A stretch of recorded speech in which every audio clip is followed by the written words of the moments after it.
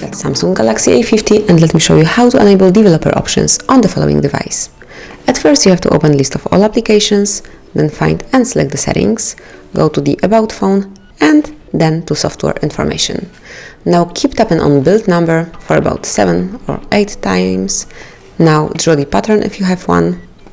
If you don't have it, there will be no possibility to enter the pattern. You will be just able to activate developer options without it. Then go back one more time, and here under About phone, developer options appeared. So just open them, and here, as you can see, you can perform plenty of very useful tricks. So you can, for example, show notification channel warnings, show background ANRs, then disable USB audio routing and all the others.